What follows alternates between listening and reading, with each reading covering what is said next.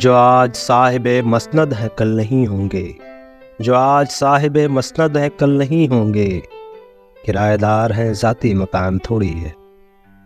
सभी का खून है शामिल यहाँ की मिट्टी में, सभी का खून है शामिल यहाँ की मिट्टी में, किसी के बाप का हिंदुस्तान थोड़ी है। ये शेर आपने कहीं ना कहीं किसी न किसी से ज़रूर सुना होगा, और जो लोग साहित्य या शेर व शायरी में रुचि रखते हैं उन्हें पता होगा कि ये शेर किसके हैं। एक अच्छा शायर उसे माना जाता है जिसके शेर सुनने वाले को छू ले। ये छूना रुलाना भी हो सकता है, हंसना हंसाना भी हो सकता है, गहरी उदासी में भेजना भी हो सकता है। एक शेर में 2 मिसरे या पंक्तियाँ होती हैं। मंजा हुआ शायर वह होता है जिसके पहले मिसरे को सुनकर यह आभास कतई ना हो कि वह दूसरे मिसरे में क्या कहने वाला। कौतूहल यानी सामने की शायरी ना हो, दूसरे शब्दों में कहे तो दूसरा मिसरा पूरा होते ही शेर मुकम्मल। अर्थ विस्फोट के कारण रहस्य से पर्दा उठे और लोग वाह वाह कह उठे या आ भर दे। जिसे वह शायरी में चौंकाते रहे, वैसे ही उन्होंने इस तरह अलविदा कहकर सबको चौंका दिया। पहले कोरोना पॉजिटिव होने का ट्वीट किया, फिर अचानक हृदयाघात और इस तरह इंतकाल फरमाना। हम बात कर रहे हैं मौजूदा दौर के सबसे काबिल शायर जनाब डॉक्टर राहत इंदौरी साहब की। राहत इंदौरी इतने लंबे अरसे में शायरी में आते हुए बदलाव भी देखे, विषय वस्तु की गतिशील आयाम भी देखे, लेकिन मंच पर उनका जलवा बना रहा। जाहिर है कि वह श्रोताओं की नब्ज को परखने की सलाहियत रखते थे। श्रोताओं ने जो चाहा वो उन्होंने लिखा।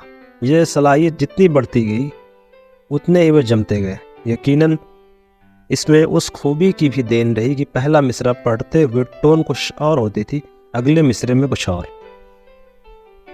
घर की आर्थिक स्थिति ठीक नहीं थी। महज 10 साल की उम्र से ही काम शुरू कर दिए थे।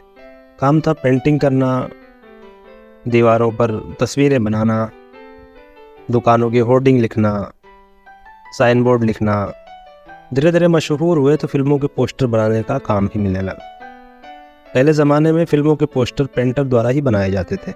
अक्सर आपने पुरानी फिल्मों में देखा होगा कि फिल्म के पोस्टर दीवारों पर बने होते थे। कहा जाता है वह कुछ ही समय में इंदौर के सबसे मशरूफ शाइन बोर्ड चित्रकार बन गए थे। उनके पेंट किए और लिखे शाइन बोर्ड आज भी इंदौर की कई दुकानों पर आपको देखने को मिल जाएंगे। अब आता है असली कहानी पर। राहत का जन्म 1 जनवरी 1950 को मध्य प्रदेश के शहर इंदौर में हुआ था। पिता का नाम रफ़तुल्लाह कुरैशी और माता का नाम मकबूल निशा बेगम था। वे उन दोनों की चौथी संतान थे। उनके पिता एक कपड़ा मिल में कर्मचारी थे और माँ एक गृहिणी थी। राहत के बचपन का नाम कामिल था, जो बाद में बदलकर राहतुल्लाह कर दिया गया। राहत इंदौर से थे, इसलिए जब शायर बने तब राहत इंदौरी हो गए। शायरों का एक रिवाज है कि जिस शहर या जिले से ताल्लुक़ रखते हैं, नाम के आगे वही शहर जुड़ जाता है। खैर, मुद्दे पर आते हैं। इंदौर के नूतन स्कूल से राहत ने हायर सेकेंडरी की पढ़ाई पूरी की। इंदौर के ही इस्लामिया करीमिया कॉलेज से ग्रेजुएशन करने के बाद उन्होंने बरकतुल्लाह विश्वविद्यालय से एमए किया था। 1985 में राहत साहब ने मध्य प्रदेश के भोजमुक्त विश्वविद्यालय से उर्दू साहित्य में पीएचडी की उपाधि प्राप्त की थी। वे इंदौर की देवी अहिल्या यूनिवर्सिटी में उर्दू साहित्य के प्राध्यापक भी रहे थे। बचपन काफ़ी मुफलिसी में गुजरा। पेंटर के तौर पर 10 साल की उम्र से ही काम करना शुरू कर दिया। राहत साहब पर लिखी डॉक्टर दीपक रूहानी की किताब मुझे सुनाते रहे लोग वाकया मेरा में एक किस्से का जिक्र है जो इस प्रकार है। राहत साहब इंदौर के नूतन हायर सेकेंडरी स्कूल में पढ़ते थे। जब वे 9वीं क्लास में थे तो उनके स्कूल में एक मुशायरा होना था। राहत साहब की ड्यूटी शायरों के वेलकम में लगी थी। वहाँ जब जानिशार अख्तर आए तो राहत साहब ने उनसे ऑटोग्राफ लेने पहुँचे और कहा कि मैं भी शेर पढ़ना चाहता हूँ, इसके लिए क्या करना होगा। इस पर जानिशार अख्तर साहब बोले, पहले कम से कम 5000 शेर याद करो। तब राहत साहब बोले, इतने तो मुझे अभी भी याद हैं। तो जानिशार साहब ने कहा, तो फिर अगला शेर जो होगा वो तुम्हारा होगा। इसके बाद जानिशार अख्तर ऑटोग्राफ देते हुए अपने शेर का पहला मिसरा लिखा, हमसे भागा न करो दूर गजालों की तरह। राहत साहब के मुंह से दूसरा मिसरा निकला, हमने चाहा है तुम्हें चाहने वालों की तरह। राहत इंदौरी महज 19 साल की उम्र में ही शेर व शायरी पेश करने शुरू कर दिए थे। उनके छात्र इनके बारे में कहते हैं कि बहुत ही अच्छे व्याख्याता थे। धीरे धीरे इनके चर्चे देश विदेश में होने लगे। इनको मुशायरा पढ़ने के लिए विदेशों से भी निमंत्रण मिलने लगे। इनमें कठिन परिश्रम, लगन और शब्दों से खेलने की एक विशिष्ट शैली थी जो इनको औरों से एक अलग पहचान देती थी, जिससे बहुत जल्द ही इनको लोगों के बीच प्रसिद्धि मिल गई। राहत इंदौरी शायरी के बादशाह थे। इनका मुशायरा पढ़ने का एक अलग ही अंदाज था। जहां भी जाते थे महफिल लूट लेते थे। वे जब मुशायरा पढ़ रहे होते थे तो उन्हें देखना और सुनना एक अलग ही अनुभव से गुजरना होता। राहत साहब की एक शायरी थी जिसे लोग अपनी गाड़ियों पर, ऑटो पर लिखवा रहे थे। शेर का मिसरा था कि बुलाती है मगर जाने का नहीं। राहत साहब जब मंच पे मुशायरा पढ़ते थे हंसकर झूम कर पढ़ते थे और साथ ही ऊपर आसमान की तरफ देखा करते थे। ऐसा लगता था मानो वो खुदा से बात कर रहे हों। इनके हर शेर के पीछे दर्द और कहानी होती थी और बहुत दिलकश अंदाज में शेर के माध्यम से इस दर्द और कहानी को बयां करते थे। राहत साहब सत्ता के नशे में चूर नेताओं पर भी जोरदार कटाक्ष करते थे। एक शेर सुनिए कि हर सुबह है वही मातम दरो दीवार के साथ, हर सुबह है वही मातम दरो दीवार के साथ, कितनी लाशें मेरे घर आएंगे अखबार के साथ।